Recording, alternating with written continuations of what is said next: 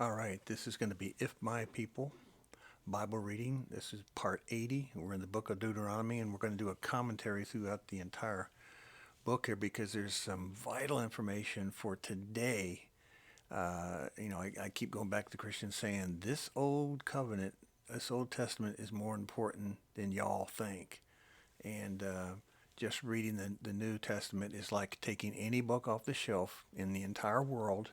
Just think about it. It's a book, and a Biblia is a series of books put together called the Bible, and just taking any book from any store at any place you want and just reading, go right down the middle and just kind of start in the last half somewhere.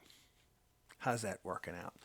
So it's very important to kind of grab some of the stuff we're about to give you. Some of it is deep. Um, so you got to read the word from beginning to end to understand it. Deuteronomy, even in chapter 1, talks about King Og. And there was evidence, incredible evidence. I don't think anybody disputes it. That dude was tall. So is someone 10, 12, 14, 20, 25, 30 feet tall, altered being? Has the DNA been manipulated with? Obviously. How tall was Yeshua? Between 5'10" and 6 foot, somewhere around there, which is pretty tall for him, but still between 5'10" and 6 foot, not 16 foot, not 30 foot. So it's altered. For those people who are Irish, little people, leprechauns, small people, midgets, the words that you can't say today because everybody gets insulted, but they're small people. What are you supposed to say?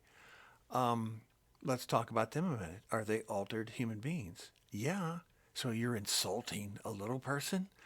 I absolutely am telling you the truth. And if it's insulting, really, who cares? Everyone that has all kinds of altered DNA in them has been altered.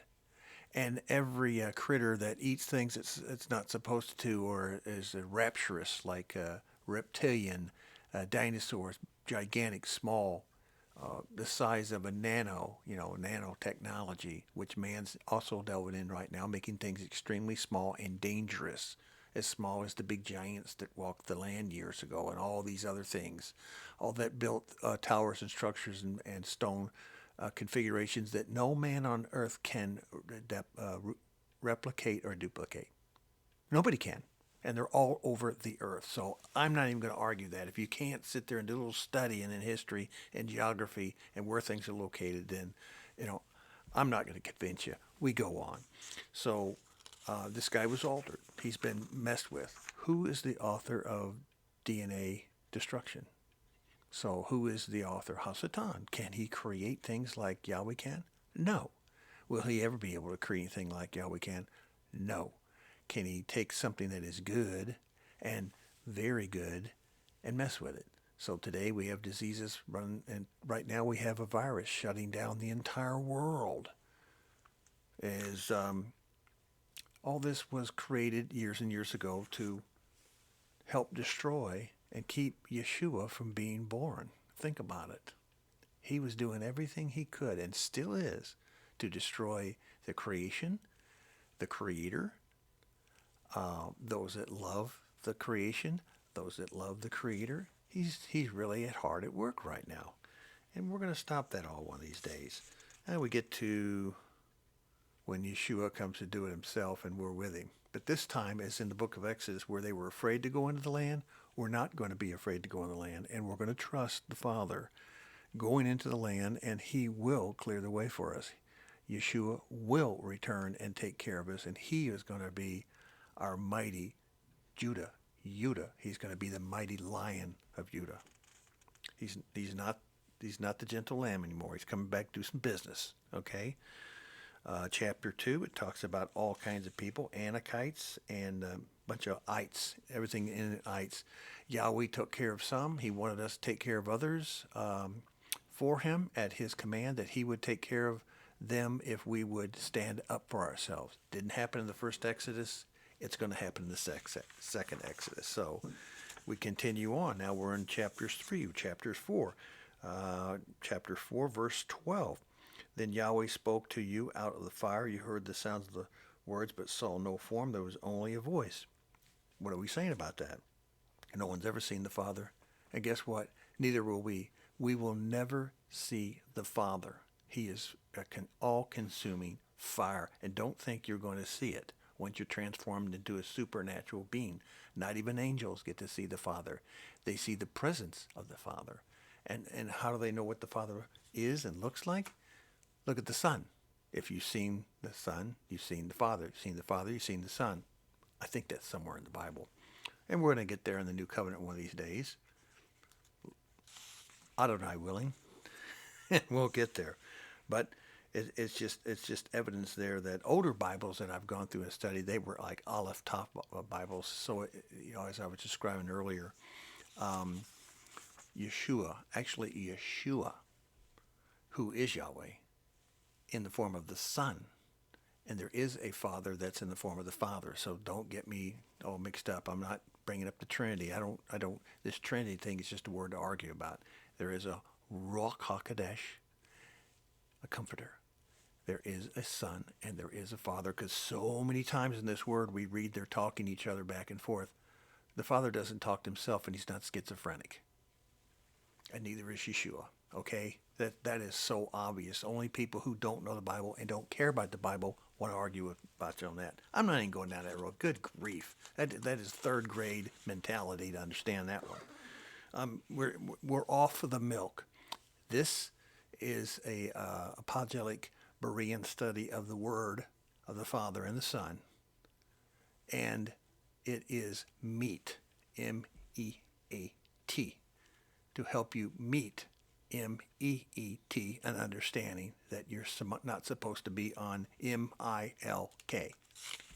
Get off of M-I-L-K. If you want to stay on that the rest of your life, go to Sunday school, like thousands and millions of people have done. And my grandparents and their great-grandparents, they went to Sunday school. They heard the same old sermon year after year after year, and they stayed on the milk. These last days, different story. So we continue on. And we get up to chapter 8. After you've read the word here, it talks about Anakites again and how tall they were. Once again, altered human beings. Why do I bring this up today? What's this got to do with this? If you don't believe anything I'm saying and you don't believe the Old Testament at all, the Old Covenant, fine. Just take a look what's going on in all the laboratories throughout the world. All you're hearing from political candidates right now is follow the science like it's a god or something. It is. It's a G-O-D. It's a G-A-W-D. It's a Babylonian, pagan, end of the world god to follow. So, yeah, science. For those of us who are scientists, I'm one. I've got a degree in it. Does science, in my opinion, describe everything in the Word? And so there's no discrepancy? Absolutely. Are there hundreds of thousands of us, maybe millions, who actually believe the Word 100% and science is something that Yahweh invented for our good purpose? Absolutely.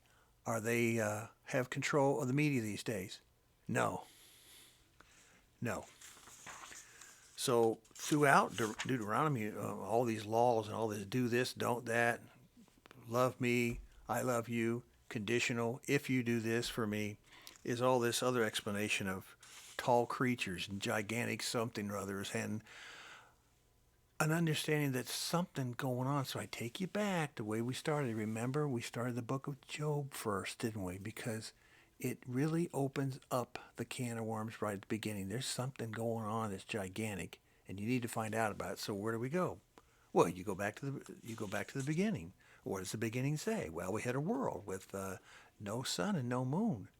There was light, but where was the light? Where was the light from? Oh, gee, that's exactly how Revelation 21 and 22 ends, isn't it? And once again, as we say it, because it's very hard to get this through to you, especially those who've been in church for most of their life and heard a bunch of other stuff.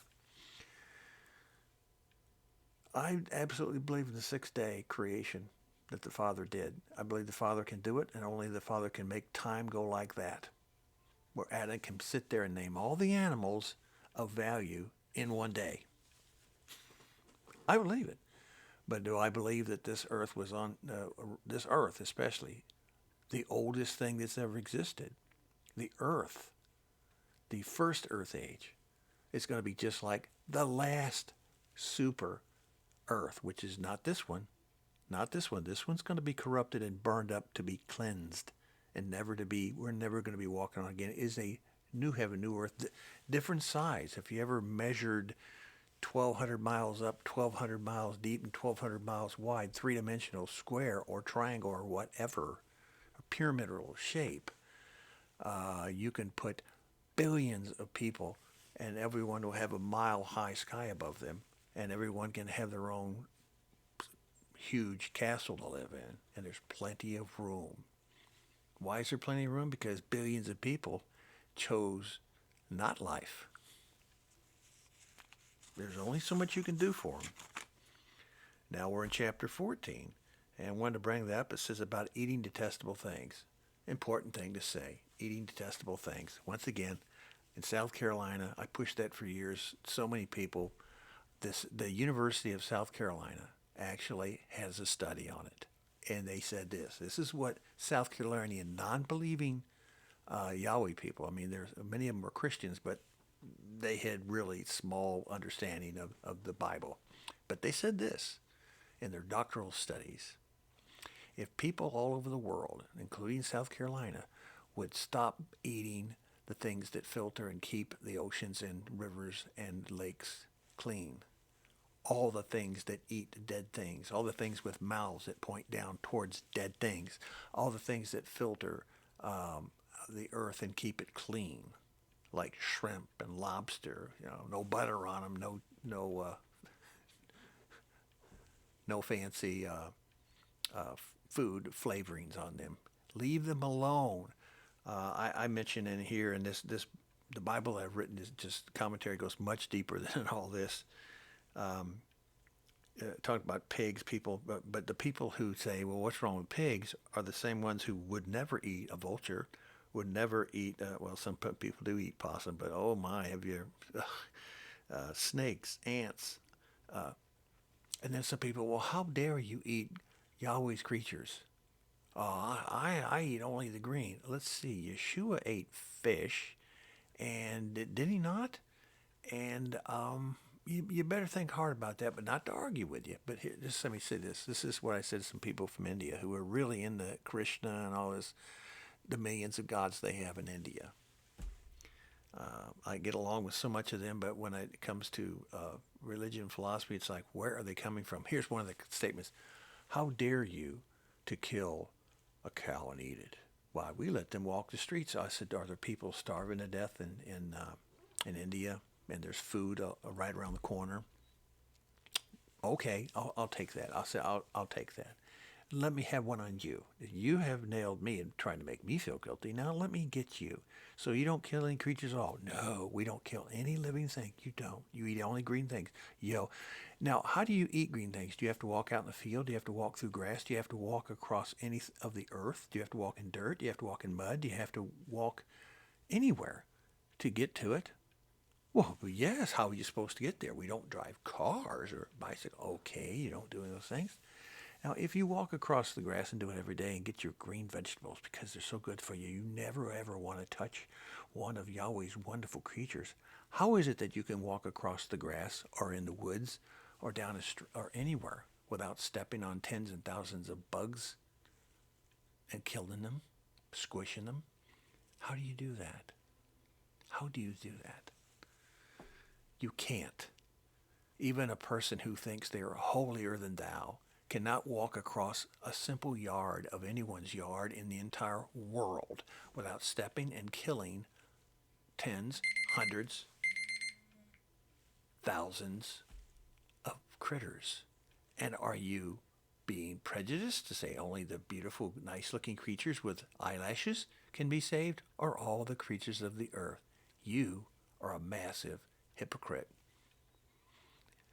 I want to have one more section here coming up next, so hang in there. Be nice to the massive hypocrites, for they know not what they do.